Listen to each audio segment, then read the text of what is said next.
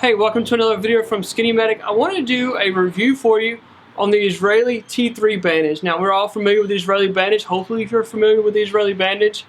But this one's got some new features on it. This is a T3 edition. So it's got a couple of different features that I'm going to show you in this video. So I like having a good pressure bandage in my IFAKs because it has multiple uses. You can use it to bandage a head. You can use it as a splint.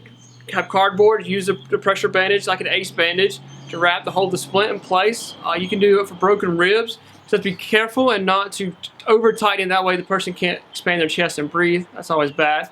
But you can use it for bleeding, major bleeding on the arms and legs. Now, I say major bleeding because if it's bright red blood squirting, you just want to put a tourniquet on it. But if it's a really nasty wound on the arm or leg, Israeli bandage works fantastic for that.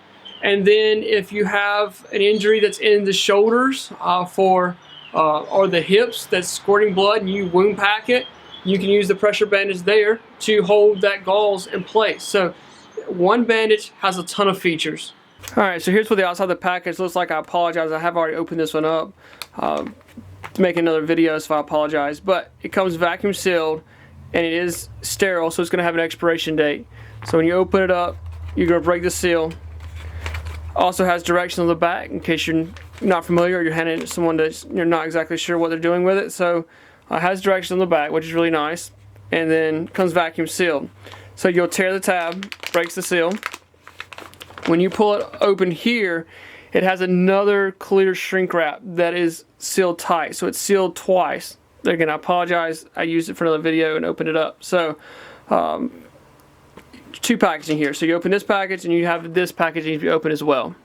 So like I said, the T3 has a couple of different options here we're going to look at. So it has our pressure bar that we're used to seeing with the Israeli bandages. And then it has this pad. Now when you get yours brand new, this pad will be attached. It's just barely sewn on there. It pulls loose, rips loose really easy, but it's attached. So you can obviously just unfold it, make it a wider bandage. You can double it over. You have twice the thickness here. You can pull it loose and use it somewhere else as a secondary injury. So lots of issues, things that can be addressed with using this one. But normally it is attached. Like I said, it just pulls loose very easily. Also, it's going to come with some extra gauze here. So we can wound pack. We can use it for secondary injuries, things like that. But all of this comes sealed up into one package for you. When you're first using this as well, when your first time you unroll, you can see that it has a little piece sewed there, piece sewed there. So this would stop it from coming unraveled, unrolled the first time you do it. And I've used this before, so these have already been torn. But when you open it brand new, these will catch. And you kind of have to pull them to get them to break loose. So you can see the regular difference. This is a 6-inch Israeli pressure bandage. Has a pressure bar. This pad is sewn in so it doesn't get removed. So this is a 4-inch. You can see a little bit of a difference there. And like I said, this pad here is normally attached, so you can pull it loose. Multiple options here. So you can see the difference between the 4 and the 6-inch. And then this one also, the T3 bandage, comes with the extra compressed gauze that we don't have in the normal Israeli bandage. Alright, so I'm going to use my Redneck wound packing machine here.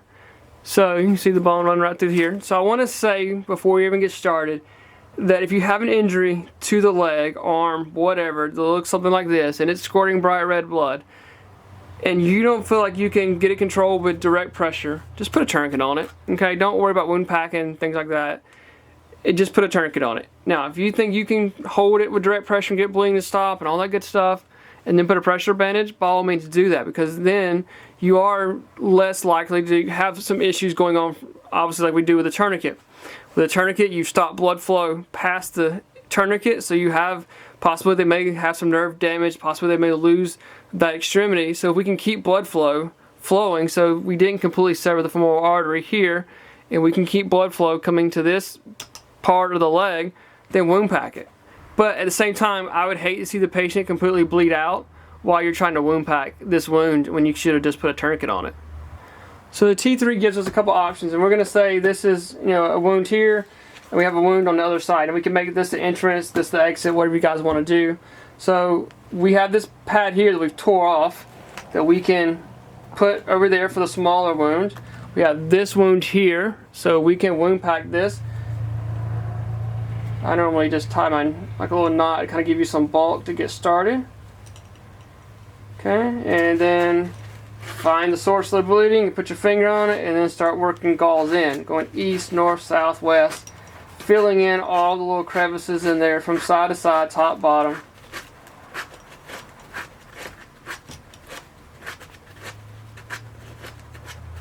Okay, and then you want to completely fill it up.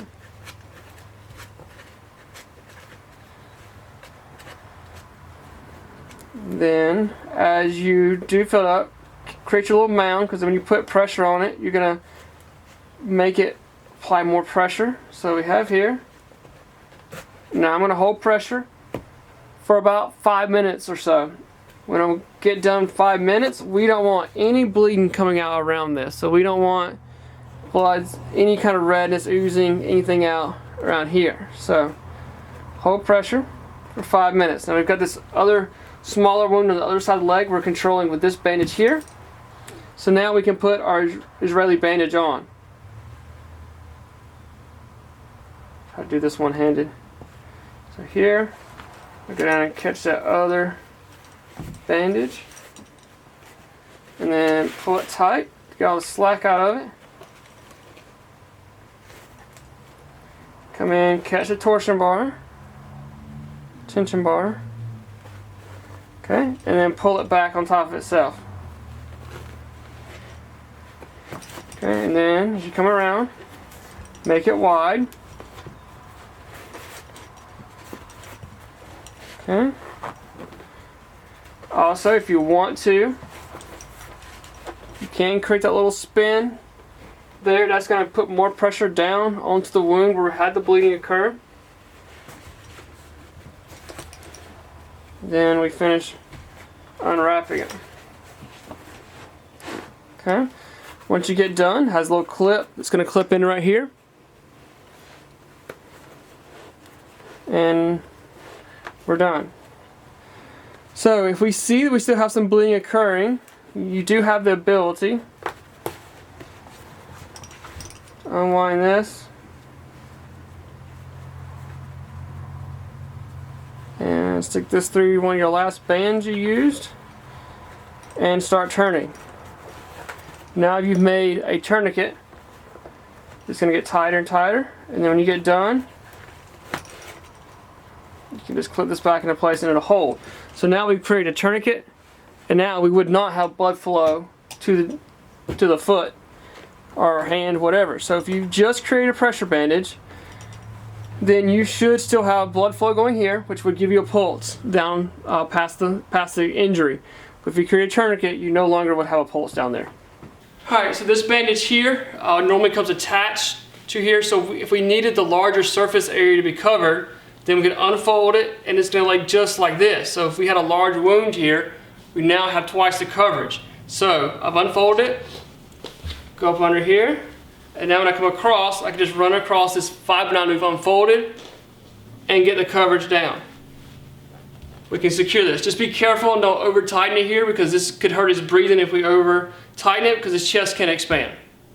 So as we were talking about earlier, if we had a wound here that we needed to put gauze in and wound pack it. Now we don't actually wound pack in the chest cavity, but like up here into the muscle part, we can. So we could use the gauze that comes with the T3 bandage to wound pack into here. And then once we get that secured, you can bring your bandage here to hold that particular gauze into place. Raise this arm off for me. Go up under this arm here, because that's going to pull pressure when he lowers his arm down. You can come across, pull through however you need to get this nice and secure for you.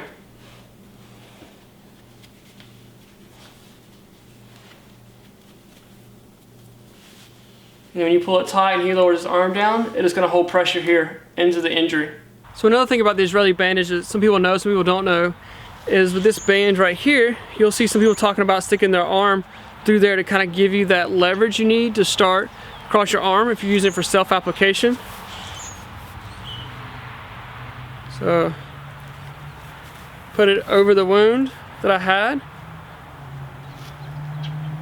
and then I can pull across, and this makes it a lot easier to start that first band. So wherever the injury is you need to apply.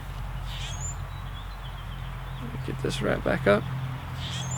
So say it's here on my wrist, pull it across, and then that band helps hold. Makes it a little bit easier.